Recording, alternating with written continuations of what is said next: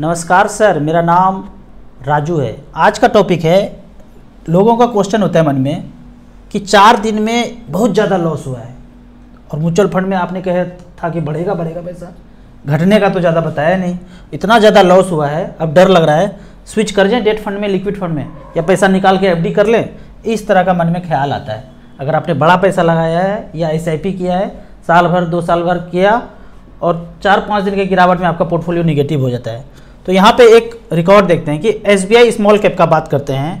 पहले तो यहाँ कहानी देखते हैं कि एसबीआई स्मॉल कैप हमने यहाँ पे सेलेक्ट किया है और जब से ये शुरू हुआ है, हमने डाटा 2010 से लिया है, तब से जैसे ही किसी ने इसमें पैसा इन्वेस्ट करना शुरू किया 2010 से 1 साल के बाद ये कहानी आ गया, रेटिंग डाउनग्रेड हुआ और ये वाला फंड एसबीआई स्मॉल कैप -18% गिरा। फिर थोड़ा सा साहस बांधे, फिर आगे बढ़े, फिर 2012 में देखते हैं और कुछ आ गया, जॉब रिपोर्ट आ गया ने लाया गया, डेट क्राइसिस हो गया, कितना गिर गया -8%, फिर गिर गया। इस तरह से करके हर साल दर साल 2013, 2015, 2016 गिरावट देखेंगे। रीजन बनाया जाता है, स्क्रिप्ट लिखा जाता है, ये सब एज पर प्लान है, गिरा है 17%, 14%, 16%, इस तरह से गिरावट आता गया। सबसे मजा आता है इसको देखने में। फर्स्ट वेव पता ही नहीं था, सांप दौड़ना शुरू किया, 2-4 घोलट पुलट के छुपा के मर गया। ये थर्ड वेव तो टीवी पे ही आया, रिंगटोन में सुनाई पड़ा, बाकी तो सबको समझ में आ गया था कि हर बार मामू बनाया जा रहा है। उनके रैली में इधर उधर कुछ भी नहीं है और हमारे शादी में दाह संस्कार में लिमिट लगा दिया 10 आदमी का, 20 आदमी का, उनके रैली में घमासान चल रहा है, तो पता चल गया, धाराशायी हो गया, किसी को कुछ करना नहीं पड़ा, सब लोग जागरूक हो गए, अपने आप वेब तेब सब खत्म हो गया। तो इस सब चक्कर से रिटर्न देखेंगे यहाँ पे माइनस में, -33%, -6%, बड़ा गिरावट आया है। अभी तो कुछ गिरावट हुआ ही नहीं है, अभी 2-4 दिन में जो गिरा है 5-6% गिरा होगा मैक्सिमम, इस टाइप से। लेकिन इसी फंड को अगर एसबीआई स्मॉल कैप ही फंड लें, इतना ताबड़तोड़ जिंदगी में सब कुछ होते रहा, फिर भी 10,000 रुपये पर मंथ का एसआईपी अगर एसबीआई स्मॉल कैप में सिंस इंसेप्शन, जब से शुरू हुआ 9/9/2009 से शुरू हुआ अब तक, तो टोटल 10,000 रुपये पर मंथ करके 17,70,000 जमा किए और पैसा बना है 1,13,00,000। वो जितना ऊपर नीचे खेला था उसको आप इग्नोर करके तो भी इतना पैसा बना। अगर वो इतना खेला नहीं खेलता, गिरा के अपना माल नहीं चपेटता, तो पैसा कुछ और ज़्यादा रिटर्न होता। इसके कैश फ्लो में जाकर देखेंगे, 9/9/2009 से शुरू हुआ, 10 रुपये से शुरू हुआ और 10-10 रुपये लगाते चले गए। फिर इस तरह से एनएवी इसका चलता गया कैश फ्लो में। StarSIP.in में जाएंगे, बेहतरीन खोपड़ी लगा के ये वेबसाइट बनाया है। इस तरह का कैश फ्लो शायद कहीं मिले तो मिले। 10 रुपये का जो एनएवी है वो आज 2024 में 154 रुपया है। इसके बदौलत ये पैसा 1,13,00,000 बन गया। जमा तो कितना हुआ 10-10 हज़ार के दर से, वो ऊपर मेंशन ही है। तो इस तरह से करके डाटा देखेंगे तो डर नहीं आएगा। 10-10 हज़ार का एसआईपी से आज काफ़ी पैसा बन चुका है। अब मैं अपना उदाहरण देता हूँ कि मैंने जो निपॉन ग्रोथ फंड शुरू किया वो 444 से शुरू किया, 3-3 हज़ार रुपये पर मंथ लगाना शुरू किया, 444 रुपये से खरीदना शुरू किया, 3-3 हज़ार रुपये पर मंथ, चलता गया। अब यहाँ पे देखते हैं 444 से खरीदना शुरू किया 2010 से, मैक्सिमम 530 तक गया और फिर 395 आ गया 40 महीने तक। 40 महीने के बाद भी 395 आया। डाटा यहाँ देखेंगे 40वें महीने पे जो 444 से खरीदना शुरू किया था, ये 40 के रो में जाएंगे, 40 मंथ में 395 रुपया आ गया। कहाँ तो इससे ज़्यादा में पहले खरीदता गया और बाद में 501 तक है, इस तरह से करके 530 तक गया और कम हो गया बाद में। तो 3-3 हज़ार का एसआईपी की दर से 40 महीने में 1,20,000 हमने तो जमा कर दिया। अब मेरा मूलधन और घट के दिख रहा है 95,000 40 महीने के बाद। सोचो आप अगर 40 महीना चलाएंगे, 40 महीना चलने के बाद 3.5 साल के बाद जमा होगा 1,20,000 और आपको दिखेगा 95,000, कितना गाली देंगे म्यूचुअल फंड को, हमें भी। लेकिन मैं कहता हूं वो साल दूसरा था, ये साल दूसरा है। 8,47,000 आज जमा है, चलता गया कछुआ चाल से, और आज 38,68,000 रुपया है। यहाँ देखेंगे नीचे जब जाएंगे ज़िंदगी का पैसा काट काट के अपने खुशियों को, कष्ट को, सबको इन्वेस्ट करते करते आज इस मुकाम पे आया है कि 8,47,000 जमा हुआ है धीरे धीरे करके, और ये पैसा 2 BHK का तैयार है। 38,68,000 EMI फ्री घर हो जाएगा इतने पैसे में मात्र। तो लंबा समय, कब से 2010 से लेके अब तक 14 साल बीत गया। तो डरना नहीं है, रिकॉर्ड आप चेक करेंगे, खोपड़ी लगा के देखेंगे तो ये क्वेश्चन है ना, स्विच कर दूं, ये कर दूं, वो कर दूं, सब मन से डिलीट हो जाएगा।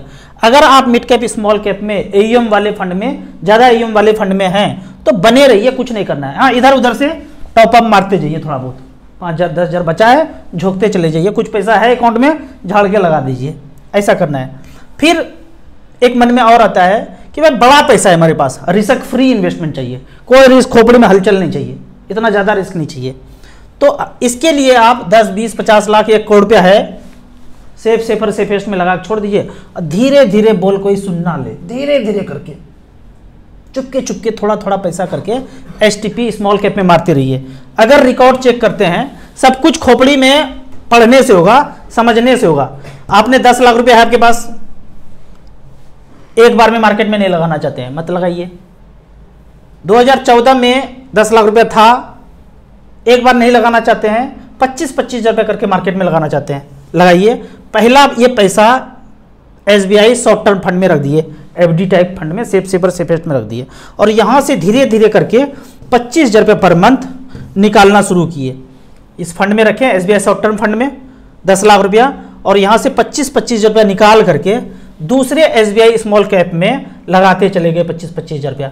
तो एक दिन ये 25-25 हज़ार जब निकलते रहेगा तो ये धीरे धीरे धीरे करके नील बटे सन्नाटा हो जाएगा। यहाँ पे तो कमी होगा ना, खत्म हो गया, 7,600 बचा। अब यहाँ से 25,000 तो कूद के उधर जा नहीं पाएगा। जब कूद के सारा पैसा इधर गया तो यहाँ पे उस समय तक जब तक ये पैसा भुट हो रहा था 2018 तक, यहाँ पे 19,81,000 बन चुका था, लगाए थे 10 लाख। लेकिन आज वही बात, वो साल दूसरा था, ये साल दूसरा है 2018, लेकिन आज चल रहा है 2024 तक यहां पे जो ट्रांसफर होके पैसा आया, ये पैसा बना है टोटल करेंट वैल्यू 54,51,000। लगाए थे 10 लाख रखा SBI शॉर्ट टर्म फंड में, यहां से 25-25 हज़ार रुपया निकालते चले गए, SBI स्मॉल कैप में डालते चले गए। डाल के जब सारा पैसा उधर चला गया, अब एवरेज होने के बाद ये पैसा आज 2024 में 54,54,000 है। 20% का सालाना रिटर्न ये घुमा फिरा के दिखा रहे हैं। तो इस तरह से करके भी आप प्लान कर सकते हैं कि एक बार पैसा न लगा के धीरे धीरे लगाया। अब तीसरा एक और है डर मिटाने वाला खेल, कि आपने अभी तक पैसा इन्वेस्ट नहीं किया और टैक्स बचाने के लिए कुछ ना कुछ तो करते हैं, सेफर सेफेस्ट में कहीं ना कहीं लगाते हैं, PPF है, पोस्ट ऑफिस है, बैंक का FD है लंबा समय वाला, उसमें टैक्स बचाने के लिए पैसा लगाते हैं। अगर ये म्यूचुअल फंड का टैक्स सेविंग सुना होता, जाना होता, तो यहां पे लगाते तो क्या होता है, यहां देखते हैं।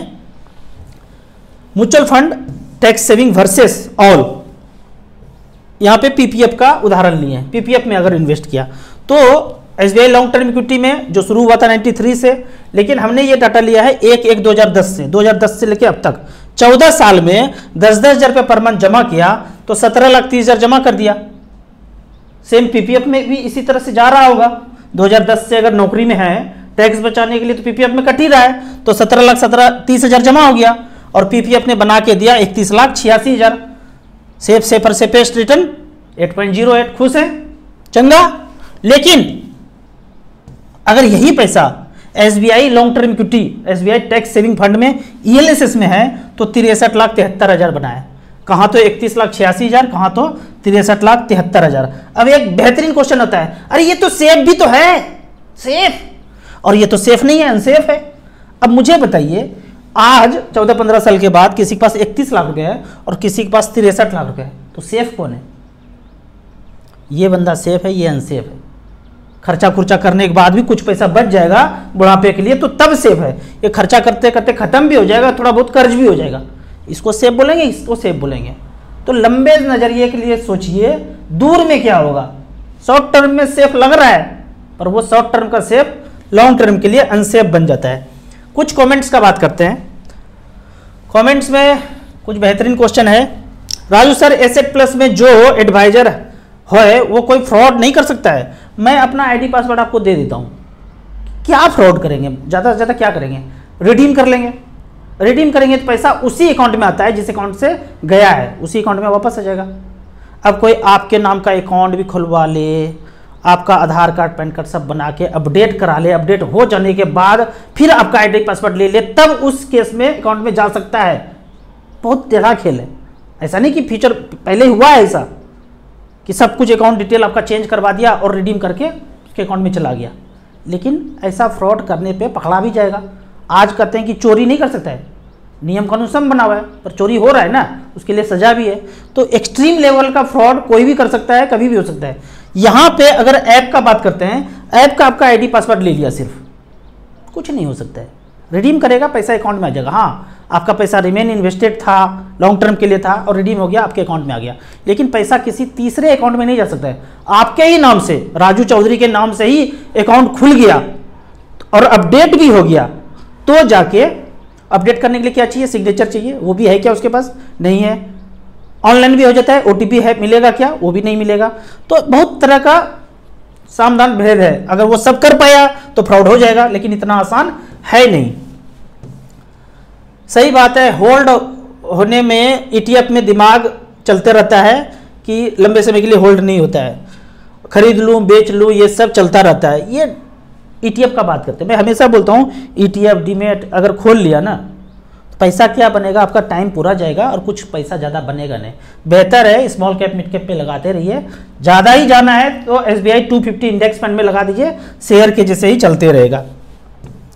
मार्केट अभी कितना और नीचे गिरेगा ये तो मोगेम्बो ही बताएगा, या उसके साथ जो लोग इन्वॉल्व हैं, हमें नहीं पता है। लेकिन इतना पता है, थर्ड वेव के बाद से बहुत तरह का प्लानिंग चल रहा है, पर सारा प्लानिंग फेल होते जा रहा है, फेल होते जा रहा है, क्योंकि हमारे जैसे करोड़ों लोग मोगेम्बो के पीछे पड़ा हुआ है। बेटा अब क्या चाल चलेगा, पहले से मंडाफोड़ हो जाता है, तो बड़ा गिरावट होगा नहीं, ये 2-4%, 5% गिरते रहेगा। क्या HWP में कुछ सालों के बाद एडिट किया जा सकता है? बिल्कुल, अंधारे भोरे लैपटॉप खोल के मोबाइल से। आपको HWP कर 10 लाख लगाया, 6-6 हज़ार ले रहे हैं, वो 20 लाख हो गया HWP वाला। जब 20 लाख रुपया हो गया तो वहां से 12,000 रुपये पर मंथ कर लीजिए, फिर 20 अगर 40 हो गया तो 12 दूनी 24,000 रुपये पर मंथ कर लीजिए।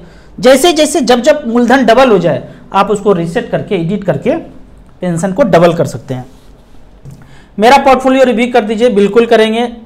निपॉन स्मॉल कैप 500 रुपया, SBI स्मॉल कैप 500 रुपया, एक्सिस स्मॉल कैप 500 रुपया, DSP स्मॉल कैप 500 रुपया, HDFC मिड कैप अपॉर्चुनिटी 500 रुपया, Kotak emerging 500, Nippon small cap 250 500 रुपया, टाटा स्मॉल कैप 100 रुपया। बेहतरीन फंड, कम अमाउंट है, कोई दिक्कत नहीं है। 1 करोड़ रुपया बनने से इसको कोई नहीं रोक सकता है, अगर 15-16 साल चलता रहे। बीच बीच में थोड़ा थोड़ा हिंग फिटकरी टॉपअप डालते रहिए। 1 करोड़ रुपया बनने से कोई नहीं रोक सकता है। बेहतरीन फंड। क्या वन टाइम इन्वेस्टमेंट में से पार्ट पेमेंट रिडीम कर सकते हैं? ये क्वेश्चन आप ना खोपड़ी लगा के थोड़ा सोचिए। आपने वन टाइम 10 लाख का सोना खरीद लिया, लेते आए इतना सिक्का, क्या इसमें से एक सिक्का मैं बेच सकता हूं पार्ट पार्ट? बिल्कुल बेच सकते हैं। आपने म्यूचुअल फंड खरीद लिया वन टाइम 10 लाख का, इसमें से 10,000 का 20,000 का बेच सकता हूं? बिल्कुल बेच सकते हैं, कभी भी बेच सकते हैं। राजू सर 5 बीघा खेत बेचकर 15 लाख निपॉन में लमसम कर दूं, क्या भरोसा कर सकते हैं 100% कि वो पैसा 10 साल में 2 करोड़ हो जाएगा? पहली बात तो बिल्कुल ऐसा नहीं करना है बेटा जी। पापा जी दादाजी का जो जमीन है ना, उसको बेचना नहीं है, उसमें खेती करके कुछ ना कुछ करना है, खोपड़ी लगा के कुछ ना कुछ उपजाऊ कर देना है।